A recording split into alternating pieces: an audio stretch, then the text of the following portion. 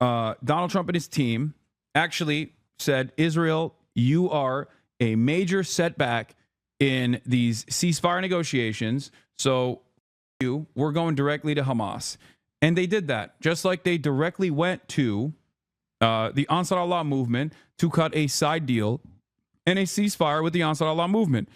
If you recall, if you are fans of drop site news, as I am, and there is a lot of importance in being able to talk to Houthis directly and being able to talk to Hamas directly, being able to talk to Hezbollah and Palestinian Islamic Jihad directly. So shouts out to the drop site boys for constantly doing incredible coverage on that front. If you remember their reporting on the matter, the Ansar Allah movement told Drop Site News in an interview that they would stop blowing up American ships and attacking American naval vessels if America stopped bombing Yemen. Okay? This reporting was so important that I think personally, I'm speculating here, it played a role in the American government actually seeing that and going, okay, we can cut a side deal with them, because they literally ended up doing that. And the side deal that they cut in Oman was on the same boundaries that were presented in the drop site reporting a month prior, that they would not stop the blockade. They would not stop attacking Israel as long as Israel kept doing its genocide, but they would stop attacking American vessels, American Navy ships in the region if America stopped attacking Yemen, if America stopped bombing Yemen. And they did that. They cut a side deal with the Ansar Allah movement. And then Trump famously came out and said, Houthis are so brave. They're so courageous. They're so strong. I love them. Right. And then after that, a similar pattern is emerging with Israel. Okay. A similar pattern is now emerging with Israel, where the Trump administration, if you recall, had actually sidestepped Israel a couple months prior. They had another guy. I forget his name. What was the guy that talked directly to Hamas and Israel got him cut out? I forget his name. He was like a Trump envoy that basically went directly to Hamas and had a conversation directly with Hamas. No, it wasn't Witkoff, chatters. Come on, it was the different guy. Not Witkoff. The Adam Baylor. Thank you, Muslim monk. Thank you. Adam Baylor. Adam Baylor was the one who famously talked to Hamas and then went to American news and straight up was like, hey, these guys are not animals. Like, they're human beings. We can talk to them. And Israel lost their minds because the Trump administration a couple months ago, if you remember, was using this one guy, Adam Baylor, to directly talk to Hamas to release Elon Alexander, who is a New Jersey resident with a dual citizenship. He's an Israeli American who was captured on October 7th. Okay? He was a soldier. He's a prisoner of war. He was a part of the IDF and he got captured. And the Trump administration wanted to cut a side deal with Hamas to release him months ago. Okay? And Adam Baylor even went as far as to say, we're the United States. We're not an agent of Israel, right? And this frustrated the Israeli authorities so much that they basically backpocketed him. They cut him out. They were like, how dare you do this? How dare you communicate with Hamas without our go-ahead? How dare you communicate with Hamas without us? Well, it turns out Trump is done. It turns out that Trump is frustrated and cutting side deals with Hamas again. And the culmination of that side deal has unfolded in the release of Elon Alexander, the New Jersey resident, dual citizen, in the lead up to this actual negotiation with Hamas that Israel took no part in, by the way. Steve Witkoff openly said and wanted to leak to the press these statements. This is important. He wanted these statements to be heard by press. Steve Witkoff says the U.S. wants to return the hostages, but Israel is not ready to end the war. Israel is prolonging the war, even though we do not see where further progress can be made. The Trump administration knows very well that Israel is making this war last forever in order to keep Netanyahu in power and continue the genocide. Israel has lost Trump. Now, I don't think Israel has lost Trump entirely. I think that who knows what might happen. Miriam Adelson might actually make a phone call to Trump and be like, cut it out. What the fuck are you doing? I gave you so much money, you fucking asshole. Having said that, Trump is, one, hard to work with and gets frustrated fast when he feels like he's being manipulated.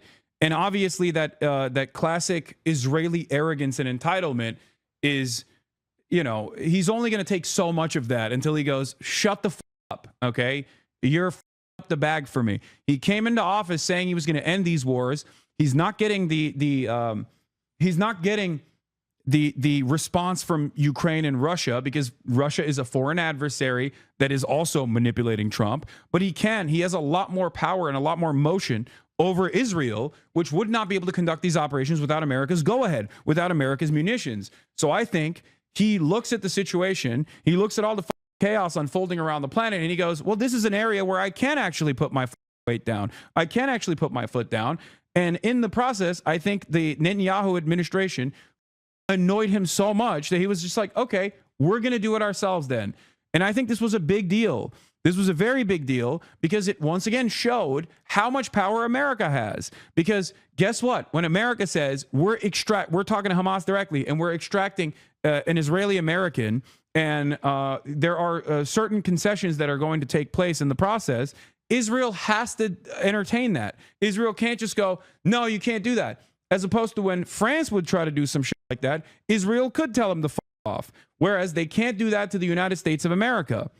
And Biden had that power too. Never forget that. That's why I was so goddamn frustrated with the Biden administration lying at the behest of Israel, making it seem as though Biden was like having a stern talking to with Benjamin Netanyahu and that Netanyahu was not playing ball. Yeah, Netanyahu doesn't have to play ball. You can take the ball away. You are the United States of America. So ironically enough, they basically lost one of their biggest allies in the region. The Israeli government did, because you had a brain-dead, diehard Zionist who was indoctrinated into this process and was actually a loyal servant at that point. Like he just like truly was a fedayeen for Israel in a way that Trump is not, because Trump at the end of the day is easily manipulated. Trump at the end of the day is hot-headed and will get mad. Trump at the end of the day will turn around and get a plane from Qatar and go, all right, well, I'll make nice with these boys, right?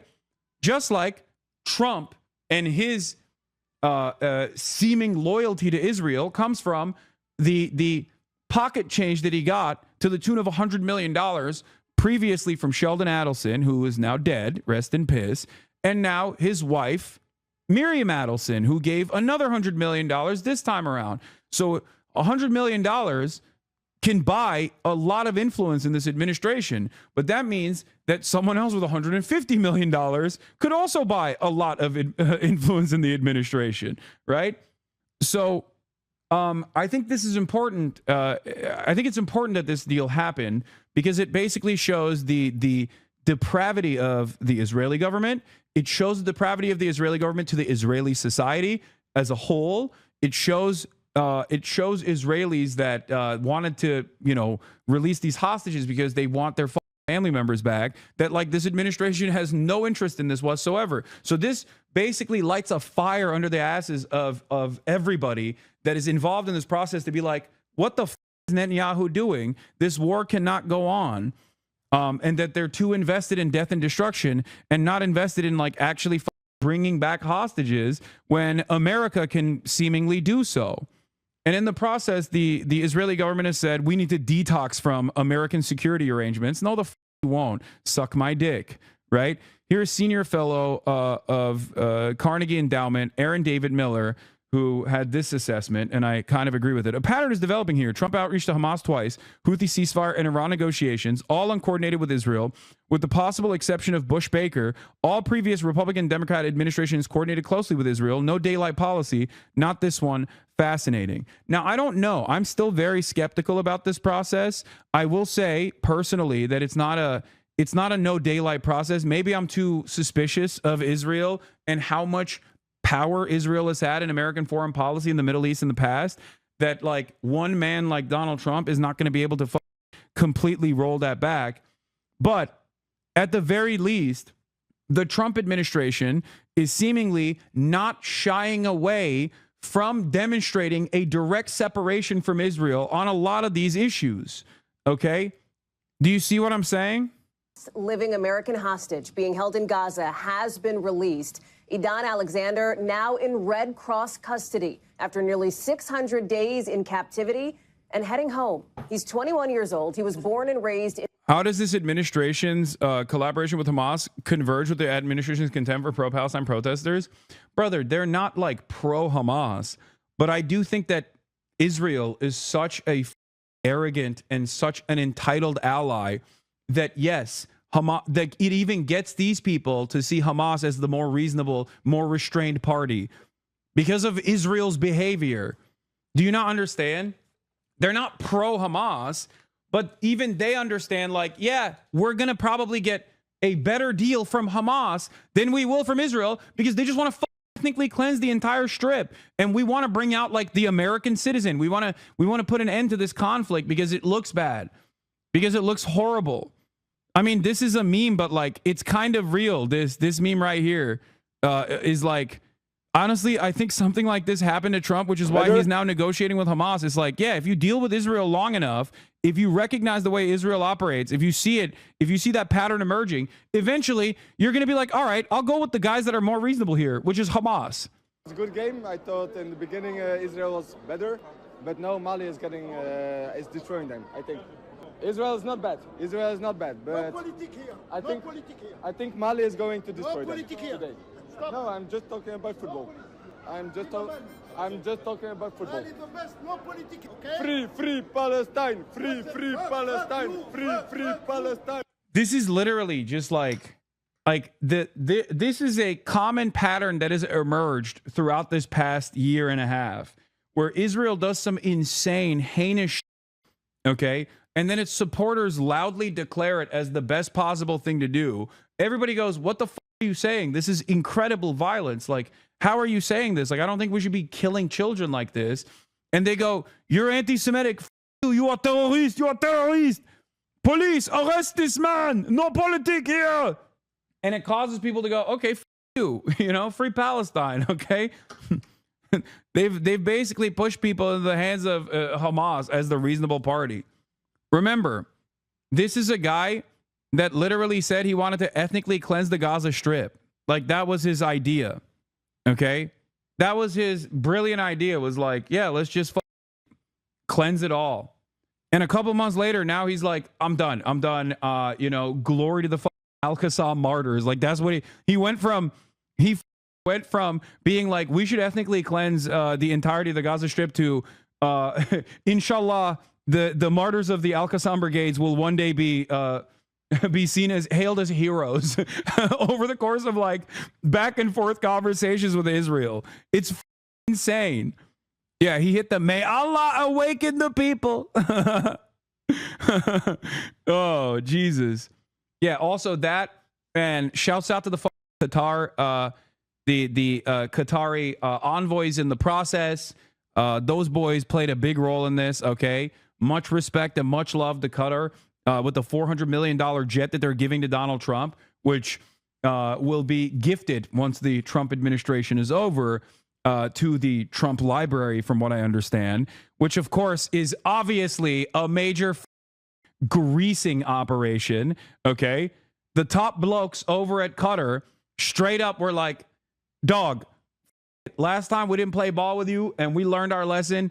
Do you want a plane? I would love to give you a $400 million plane that you can personally get out of the situation. And that got Trump going like this. Allah awaken the people and help them to see the evil doings of Israel and the United States.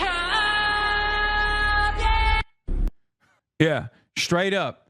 What made Donald Trump such a loyal ally to Israel, which was how endlessly bribable he is, has also made him somewhat of a foe at times, okay? But once again, don't forget, I do believe personally that Trump is unstable, he's dangerous, he does not give a shit about anything, really. So I'm not holding out my breath on this. And I agree with Felix once again. He says, you know what? If this makes him force Israel to eat a sandwich and smile It's an incredible idea, and I fully support it. Qatar does it again. Yeah.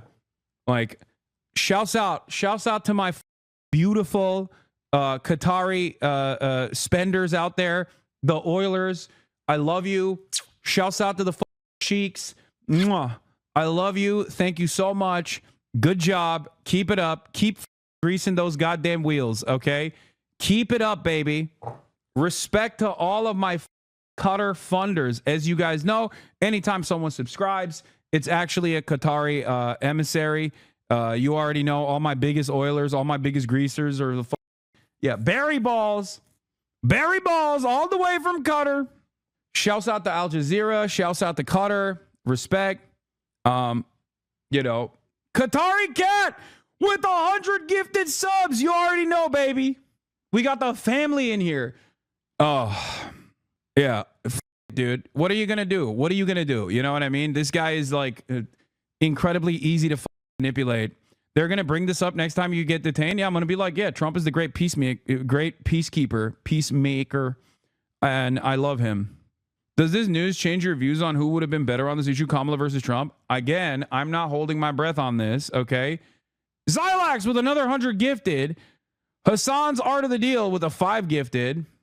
God damn, 100 bones. Let's go, baby. As I was saying, does this change so far?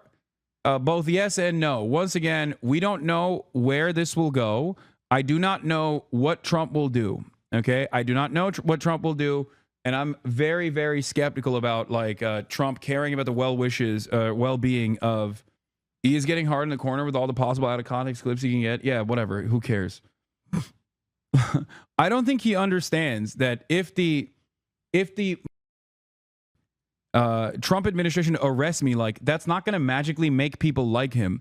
That's going to make people despise him even further. Okay. That's cat's out of the bag on that one, you know? There's no recovery there.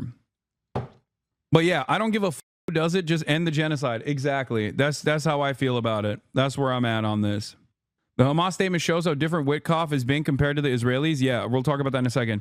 While Biden earned, Matthew Petty says, Biden was incredibly effective at his actual goal, buying Netanyahu infinite time for the war, but that required Biden to pretend to be hapless. Matt Duss, by the way, is executive vice president at CI Policy, and he is Bernie's former foreign policy advisor for Bernie Sanders. And Center for International Politics Policy is like a anti-war hawk think tank, basically, and they do pretty good work. So Matt Duss says it's really something to watch Trump handle Netanyahu more effectively than the alleged foreign policy expert Joe Biden did, and this is true. So far, he's been able to implement a ceasefire, and also on top of that, he's been able to basically cut a side deal and piss off the Israeli administrators in the process, and is not afraid of stepping on toes in that regard. And I think that's ultimately a good thing. Okay. Jeremy Scahill talked about how Trump's actions are being interpreted inside of Israel. We'll talk about that in a second. But first and foremost, let's get to, does this fine as long as it's not about Russia/China law? Yeah, I don't know his takes on China. But in any case, this is from the Izzad Din al-Qassam Brigades, released a captured Israeli soldier, Idan Alexander, a U.S. citizen, a short while ago, following contacts with the U.S. administration. This comes as a part of the efforts being made by mediators to achieve a ceasefire, open the crossings, and allow aid and relief to reach our people in the Gaza Strip. The reason why Hamas did this was because they wanted to do a show of good faith to the Trump administration, because the Trump administration was willing and able to talk to them separately from Israel. This is the reason why they did this. So if you're asking, what was the purpose of this? Israel is still not allowing aid in. Israel's not allowing this. Israel's not doing anything. And Israel has said over and over again that we're not going to change course here. We are in the business of ethnically cleansing the Gaza Strip. They have openly said it at this point, time and time again. You don't have to read the tea leaves, okay? You could just listen to Benjamin Netanyahu, who says, we do not give a f*** the hostages. Hostages are low priority. The highest priority is cleansing the Strip, making it unlivable, okay? Understand this. Everything that we have said, everything that I have said for the past 15, 16 months, these guys are now openly stating. Israeli Prime Minister Netanyahu at the Knesset Foreign Affairs and Security Committee. The Gazans we remove will not return. They won't be there. We will control the place. There is no other war target. Any other target is just bluff. He has openly stated this. Okay? His only goal is to ethnically cleanse the Gaza Strip. They are saying it actively. They're saying it openly. They're saying it in real time. It is no longer something that you can act like it's not happening. Of course, there's very little coverage in the Western world on this stuff, but they have moved on to at least this kind of thing. New York Times doing 6 deadly minutes, how Israeli soldiers killed 15 rescue workers in Gaza. Like, there is a tide shift in mainstream media as well. There's a tide shift in the State Department, the way that they're examining their relationship with Israel, and there's certainly a tide shift that's accompanying that with mainstream press, because the New York Times is the #1 Hasbara operation that has legitimacy, right? And the reason their visual investigations team has always been fantastic. Shouts out to Eric Toller. Shouts out to all the people that work in visual investigations in the forensic department in both Washington Post and also New York Times. As I've told you time and time again, these guys actually do incredible work, real journalism. But their regular news reporting team on the Israel side has always been incredibly limited and always engaged in defending Israel, burying the lead, omitting key details, never really covering incredibly important things that are happening in Israel, like the rape riots, or any number of different things. Like the other day, there was new CCTV footage that came out of concentration camp guards literally raping a Palestinian in front of cameras. That didn't get any sort of coverage from the Western press. But this kind of stuff is new. Okay, and it's happening because I think there is a sea change. There is an attitude shift in the State Department. In the they're re-examining the relationship that they have with Israel. Okay. Also, here's a meme I posted. I said, "How do I describe it to an ICE agent what this means when he sees the meme in my photo library?" All right, let's get to the news reporting on American hostage Eden Alexander being released. In Jersey. He also holds Israeli citizenship and was serving in the Israeli army when he was taken by Hamas during the October 7th attacks. Yeah, by the way, they talk about him like they talk about this guy like, listen, I'm sorry. They talk about this guy as though he is like a hostage that was just minding his own business. Like, brother, he is a volunteer war criminal. Okay, he is a soldier in the Israeli occupying force. I'm sorry, that's not the same as like taking a hostage from a kibbutz. Okay, he was abducted from a tank. The very fact. What? No. This isn't. I don't think the guy. I don't think Edon was abducted from a tank. I think he was. Was he actually? Was this the guy that got abducted from a tank? I thought that there was another guy that they said was abducted from a tank. By the way, kidnapped from a tank is an insane statement. Okay, but no, I thought he was like I thought he was as a gate guard or something. This is a prisoner of war. Okay, this is a prisoner of war. The framing. I don't think he was actually taken out of the tank. Yeah, Matan Angris was the tank guy. This guy. Hostage Matan Angris decided in April to release the video of his abduction from his tank. You cannot be abducted from a tank, dude. You're in a goddamn tank. You can't use the term abduction when talking about a dude in a tank. Okay? That's not a kidnapping. That is a prisoner of war. Okay? That is a legal prisoner of war. You're insane. But this is not that guy. This is a different guy. He was also a volunteer, okay? He grew up in New Jersey and volunteered to join the Israel Defense Forces out of high school and was reportedly serving near the Gaza border during the attack. Yes, he was a prisoner of war. He was captured from a concrete outpost near the Gaza wall. Exactly. So the idea that this guy was poor guy, civilian, these Hamas rapists like barbarically kidnapped him is ridiculous. Words mean things. You know what I mean? Hamas released him in Adidas. First image of Hamas handing over hostage Eden Alexander to the Red Cross. This relates to how language is used to describe hostages versus prisoners. Yeah. Co-host of MSNBC's The Weekend, primetime Catherine Rampel, asked Pulitzer Prize-winning Palestinian author Mossab Abu Toha if he would like to clarify a Facebook post he wrote months ago about the Israeli soldier Emily Damari, who was captured by Palestinian resistance fighters during the October 7 attacks. Damari, recently freed, had expressed outrage at Abu Toha's Pulitzer. In a letter to the Pulitzer board, she wrote, "He posted about me on Facebook and asked, how on earth is this girl being called a hostage?" Abu Toha, a poet and survivor of the Israeli detention, was awarded the Pulitzer Prize for commentary for his dispatches from Gaza in The New Yorker, chronicling life under bombardment and siege. His recognition marked a rare acknowledgement of Palestinian narratives in U.S. media. Yeah, I'm sorry. You are a soldier. You are an illegal enemy combatant participating in an exterminationist government's genocidal policies. You getting kidnapped is out of the question. You're not kidnapped. You are a prisoner of war in that process. If we can't consider Israeli occupying force soldiers to be enemy combatants, that when they get actually detained, we don't think about them as prisoners of war, what the are we doing? Anyway, also, this guy is awesome.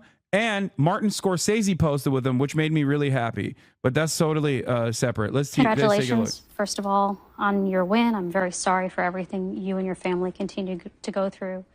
Your win is not without controversy, obviously, and in particular, some comments you've made in the past about the Israeli hostages have been very controversial, where you have said that most of the hostages... Like, can you... Dude, imagine having a Holocaust survivor on a media broadcast to be like, hey, you said something really mean about SS troopers. You said, and the mean thing is basically that it is totally valid to apprehend them and to stop them from doing murder, right? Like, can you imagine what the after this person wins a Pulitzer for their dispatch as being a survivor of a live stream genocide? It's insane. Held by Hamas are not actually hostages. I believe you specifically singled out Emily Damari. Yes, Amy Cesar is correct. What Europe couldn't forgive Hitler wasn't what he did, it was what he did to the white man, is unironically so prescient in this moment to think about. A 28-year-old who was kidnapped from her home and held for 471 days and lost 2 fingers. I'm just wondering, is there anything you want to clarify about those comments? First of all, I did not question her status as a hostage, because she's a hostage, but because what other Palestinians who were kidnapped. I mean, I don't want to name people, but I have people in my family who were kidnapped from checkpoints, from schools, from shelters, and they are named prisoners. So my question was, why should Emily and other hostages be named hostages while my loved ones should be named prisoners? So that was the question. I've never denied anyone suffering. I know that everyone is suffering, Israelis and Palestinians. But why are our sufferings not acknowledged? Why are we called terrorists? Why are we called prisoners of war, while the Israelis who were kidnapped from Israel are named hostage? Does this give them more humanity because they are Israelis, while my loved ones are being named prisoners and they are tortured? I mean, I myself, by the way, I was kept hostage for 53 hours.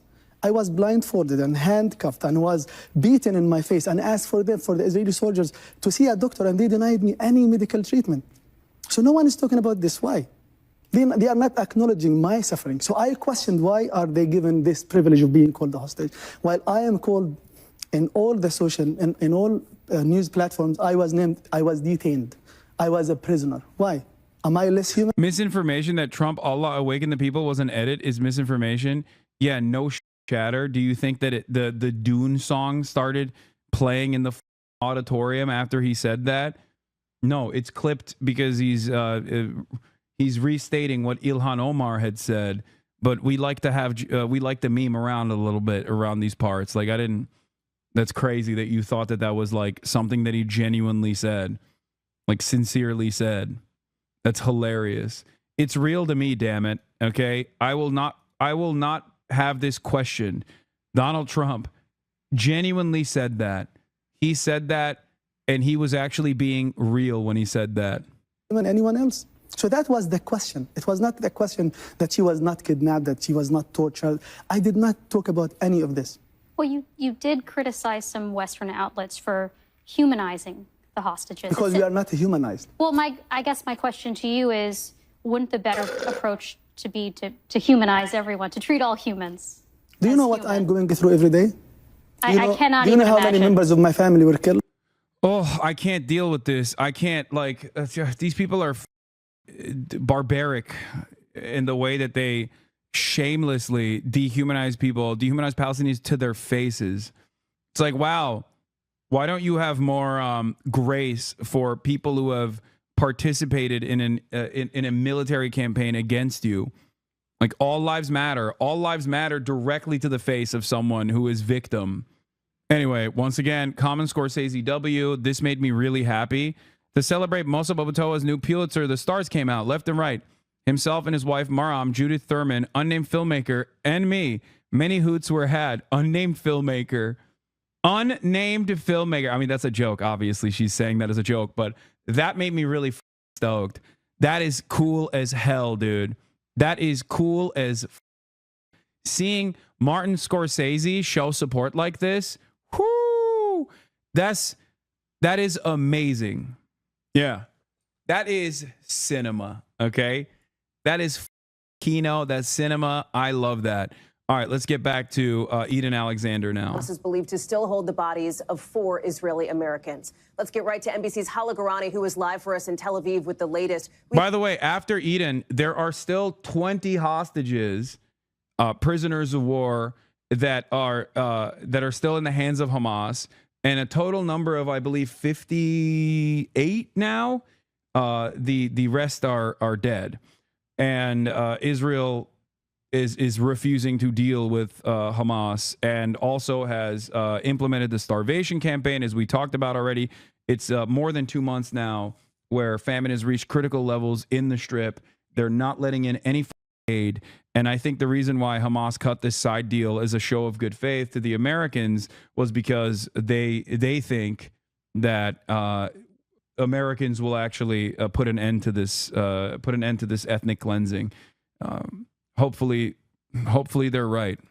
We've seen cheers erupt in New Jersey, Hala, and in Israel, where you are, we expect to see this handover occur any minute. Right. We understand that the Red Cross and Red Crescent convoy carrying Eden Alexander Halle is now on its way out of the Gaza Strip. From there, Eden will be transported to Re'im Air Base. Dude, don't say dumb shit like this. Just finish watching the VOD to catch up with your detainment stuff. Just crazy. I'm deleting the Twitch app and Discord from my phone when I travel to the U.S. I'm Canadian. Don't want them associating with me in any way. Shut the f up, chatter. That is literally what the goal is here, okay? They're not going to do shit to you. Suck my dick. Calm the f down. Don't even joke about stuff like that. It doesn't work that way, okay? Like, that's insane. It doesn't work that way. Via chopper, and he will be meeting up and reuniting with his loved ones, Yael Alexander, his mother, as well as his father and other family members in that air base. He will then be taken to Ichilov Hospital in Tel Aviv. 584 days. The deal that led to the release of Eden Alexander, interestingly, was struck as a result of direct negotiations between the Trump administration and Hamas, bypassing the Israeli government and the Israeli Prime Minister Benjamin Netanyahu. We understand that there is a possibility that Eden Alexander, if he is well enough, will... By the way, here's another insane thing that took place. If you recall, Netanyahu freaked out when Trump's team initiated direct talks with Hamas for Eden Alexander, and then they targeted the site where Eden was being held, raising new questions about its use of the Hannibal Directive to kill hostages in Gaza and thereby reduce the main priority of political leverage for Hamas.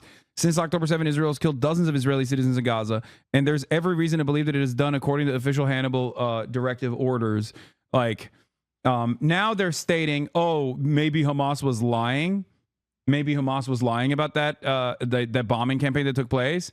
We don't know, but just letting you know, we'll find out. We'll find out now that Eden has been released if he actually was under threat or not.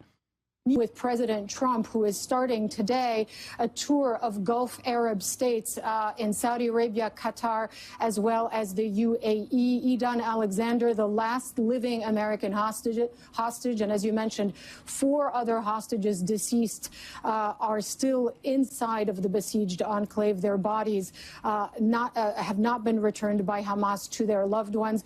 We believe that potentially there had been a possibility that these bodies would also be sent back along with Idan Alexander, but it doesn't appear to be the case. So Idan right now in ICRC custody, soon to be handed over to Israeli special forces and then reunited with his family, Hallie. We're keeping an eye on that helicopter there in Reem in southern Israel, all as President Trump, Hala, as you mentioned, is getting ready to head to the region himself. To be clear, Hala, we don't know the condition of Idan Alexander, correct? Nobody's seen him. It's not clear how he's doing. Correct. And it's interesting to note that we did not have these ceremonies that we saw in previous hostage exchanges with, the certificates given to hostages who were released by Hamas. This could be because the United States asked Hamas not to put on a propaganda show. We don't exactly know why, but it is very different to the previous hostage releases. We don't know what condition he's in. The last proof of life video came out last April. There was one in November where he directly appealed to President Donald Trump for his release. We know that if he goes to Ichilov Hospital in Tel Aviv, it means he doesn't need immediate care, because if he needs immediate medical attention, it will be given to him at the airbase, we understand, Hallie. Hala, I'm going to ask you to stand by for a moment. I want to get to Gabe Gutierrez, who is live for us at the White House. And you heard Hala mention, Gabe, this is the result of apparently direct talks between the Trump administration and Hamas. And in just the last couple of seconds here, we've received a statement from Hamas confirming, in fact, that Idan Alexander has been released by them after contact with the American administration, with the Trump administration here. All of this essentially to unlock perhaps the steps toward a ceasefire and more humanitarian aid flowing into Gaza. Yes, certainly, Hallie. The administration is selling this as a major foreign policy win. And we heard from President Trump just a short time ago here at the White House at the Roosevelt Room, where he was asked questions about this deal. The president saying that this hostage release was imminent. Now, he just departed the White House en route to that major international trip that you just mentioned, this trip to the Middle East, where he's heading to Saudi Arabia, to Qatar, and also the United Arab Emirates. There was some talk about whether the president might potentially be going to Israel during this trip, but he said no, he was not. And Hallie, what you've been discussing is very interesting. In this hostage release, the president and his administration bypassing Israeli Prime Minister Benjamin Netanyahu, and from NBC's reporting, we have learned over the last several weeks there has become an increasingly strained relationship between the White House and Benjamin Netanyahu. President Trump, according to sources, apparently frustrated with the military offensive that Netanyahu has started back up again in Gaza. And also, Netanyahu was apparently shocked when President Trump announced a ceasefire with the Houthis, of course, that Iran-backed militant group in Yemen. The White House coming to an agreement with the Houthis that they would no longer attack U.S. forces. However, the Houthis did not make that same agreement to Israel, and now Netanyahu has vowed to defend himself. But again, this comes after a big weekend that the White House is trying to sell after several developments, not just in this, but also a ceasefire between India and Pakistan, and also the temporary trade deal that was struck over the weekend with China regarding tariffs, Hallie. I want to point out to folks what you're seeing on your screen here. The left side, Tenafly, New Jersey, you are seeing people applauding there, holding up the Israeli flag. We saw cheers erupt when word came through that Idan Alexander, who of course was born and raised in New Jersey, he's from there, was in Red Cross custody. On the right side, that is a live shot looking at that helicopter there in southern Israel. And Hala, the timing of all this is particularly interesting, as Israel had been planning to ramp up its offensive on the ground in Gaza. Yes, indeed. And Israel had said when the Security Cabinet unanimously voted to expand its offensive inside the Gaza Strip, it has to be said, not a decision that is very popular in Israel and certainly not among hostage families, that they would hold off on executing that plan if a ceasefire deal was struck between Hamas and Israel. Now, this is not one of those deals. This is a U.S.-Hamas agreement that led to the release of just one American hostage. It is not a deal that calls for a ceasefire. In fact, Israel even said they are not going to stop bombing the Gaza Strip, that they would just facilitate some sort of Ida and Alexander out. So we are not there yet. We don't know, really. Certainly the hostage families and Palestinians, of course, as well, really hope that this is the case, that this will lead to some sort of hostage prisoner exchange and a long-lasting truce, Hallie. And there had been some pressure on the Israeli government, Hala, for months now with these demonstrations in what's called Hostage Square there in Tel Aviv. I've seen them in my time in Israel. The Israeli Air Force resumes airstrikes on the Gaza Strip. Palestinian media reports after a pause of several hours during the release of hostage soldier Idan Alexander. The IDF limited its activity in Gaza to enable the release of Alexander. That's dude. The other side of the story is that this lights a fire under the asses of all of the Israelis that have been protesting against Benjamin Netanyahu. The number of protesters that are against the genocide is growing as well, which is crazy. That obviously is super, super marginal. Let's be real. But the standing together style liberal Zionists have even started demonstrating for Palestinians, which is new. It's unique. It's certainly growing. It's still again, minuscule percentage of the Israeli Jewish population, but nonetheless, every day that number is growing, and it's important. Here, every damn day at Jerusalem, anti-war protests featuring images of Gazan children, even as the IDF is striking hard in Gaza again tonight, following the release of Eden Alexander. And not only that, but the number of release the hostages people that hate Netanyahu is exploding. Okay. So there is a lot of anger and a lot of resentment as Benjamin Netanyahu actively states his overall goals for the quote unquote war, which is just genocide and permanent occupation of the Gaza Strip. I know you have as well, as people in Israel had wanted the Netanyahu government to do more to try to get these hostages out. Well, it's interesting. I was at guy who got released is refusing to meet Netanyahu. Yeah, I wonder why. Because Netanyahu tried to kill him, dude. What do you mean? Like, I wouldn't want to either. Report: Eden Alexander suffered severe torture in captivity, was kept handcuffed in a cage, is what Times of Israel is saying. Like, and Al Jazeera is stating that he doesn't want to meet Benjamin Netanyahu. Who knows? Maybe he will. Okay, maybe he will. We'll see. The most annoying type of person, speaking from personal experience, are those who support Netanyahu's war essentially unconditionally every step of the way, but also demand hostages be returned, basically saying that Hamas are the only ones responsible for what's happening, and Israel is both not doing enough, but shouldn't change anything that they're doing. Yeah. Can you show us what U.S. Customs saw on your phone? I didn't give them my phone. Hostage Square today, and I spoke with the father of a soldier who is still in Hamas captivity inside of the Gaza Strip.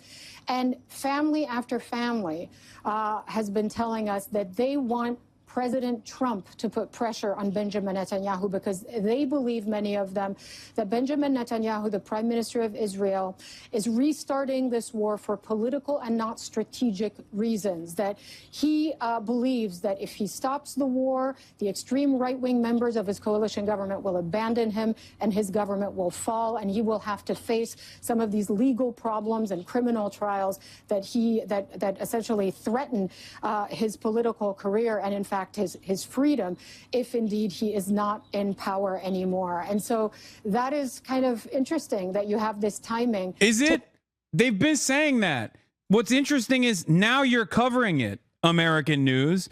It's not interesting that Israeli society's been saying that. They've written letters.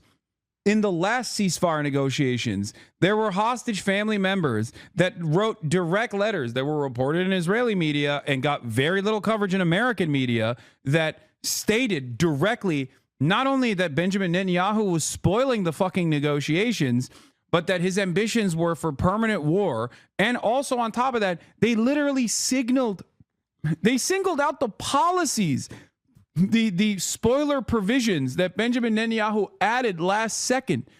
This wasn't like brilliant foreign policy analysts. This was just directly the hostage families that wrote letters that were reported on in Israeli media that stated that Benjamin Netanyahu's last minute erroneous decision, irresponsible decision to refuse to remove troops from the Philadelphia corridor is directly done so that they can never engage in real, honest ceasefire discussions to take the hostages out. They wrote this. They said it. The Israeli hostage families said it. It's not new. It's not unique. It's not shocking. And it's only shocking if you are in this insane misinformation bubble where you're not paying close attention to anything that's going on, or rather you're omitting key details in your coverage in an effort to make it seem like what Israel's ethnic cleansing campaign is actually seemingly a justifiable campaign in and of itself. It's not. This timing happen when it is, when you have this release of a hostage taking place without the prime minister having been involved in the negotiations and only, we understand, informed of the result of the negotiations after the fact. Let me go back to Gabe there, who is at the White House for us. And Gabe, it is still a question mark as to whether President Trump may meet with Idan Alexander, depending on his condition, may meet with members of the Alexander family who we know have traveled and made their way to the region here. Talk us through what we expect to see from the president this week, as his administration, his top envoy here to the Middle East, has described this as just a tremendous victory, not just obviously for the Alexander family, but for the president himself. Yeah, certainly Steve Witkoff, that envoy to the Middle East, been extremely busy over the last several weeks and months, not just with the war in Gaza, but also the war in Ukraine as well. But as you said, Idan Alexander's family potentially could meet President Trump later on this week in Qatar. Unclear if that will happen or not. We understand that that will be up to Alexander's family, as well as the condition of Idan now that he's been released. But this is a major foreign trip, Hallie, for President Trump, the first of his second term. This international trip will include Saudi Arabia, Qatar, and also the United Arab Emirates. And as I was mentioning earlier, trade will be a big part of this trip. Also, we understand from White House officials that the president going there to seek deals with those countries in the Middle East, and we expect that to come up again through over the next couple of days. But there's a lot of controversy as well that we've been hearing over the last day or so. President Trump agreeing to accept a multi-million-dollar, hundreds of million-dollar jumbo jet from the Qatari government to serve potentially as the next Air Force One, and then be given to President Trump's presidential library. So we expect questions about that to come up over the next couple of days. Again, we just heard from President Trump a short time ago here at the White House, the president trying to make the case that he would be a, quote, stupid person to reject that jumbo jet because it was a gift from the Qatari government. Still questions, though, about whether there could be security implications as well from that gift. But back to this trip, Hallie, the White House is... Yo, I love that. I think haters need to... Yeah, what's good? I think haters need... Oh, you did? You are... Oh, I love you. Oh, my God. Hell yeah. Damn, that's crazy. Worse timing not to have your MAGA hat? Bro, I know. This is... I need to pack a MAGA hat for security purposes anyway when I'm, like, getting through customs. But I need it right now. I need it for this moment. Like, I need it for this moment. Let me tell you something, okay? I do not give a I can't believe I'm saying this. I do not give a about Donald Trump getting bribed by the Qatar government, okay? Straight up. Bribe away, my friend. Bribe the away, okay? If it's going to play a formative role in Donald Trump seeing Arabs as human beings, and maybe even playing a role in him, like, managing this situation a little bit better. Oh, I'm nutting, okay? Oh, it's so good. Oh, it's so amazing.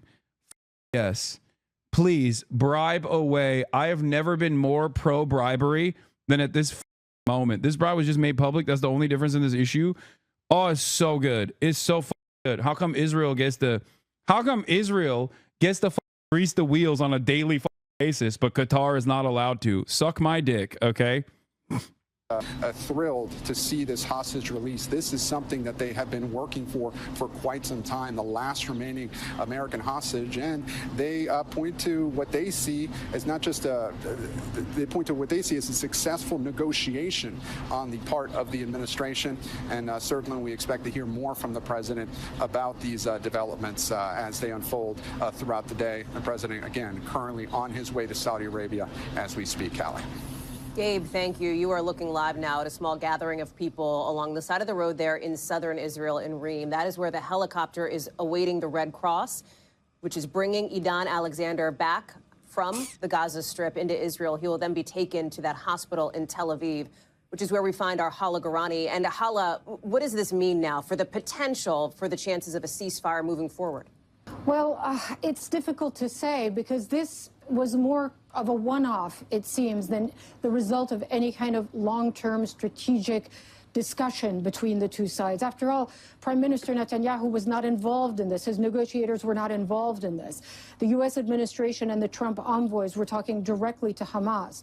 Will this put pressure on the Prime Minister of Israel to potentially back off and cancel or postpone the offensive that his security cabinet voted unanimously to carry out? Or will he believe that for his political survival, this is something that he needs to do? Those are all open questions, Hallie. Many questions still remaining as we continue to follow this breaking news from out of the Middle East. Hala Garani, live for us in Tel Aviv. Thank you. Our thanks to Gabe Gutierrez, live at the White House as well. We will continue to monitor, of course, as the last living American hostage believed to be held in Gaza is now on his way to freedom.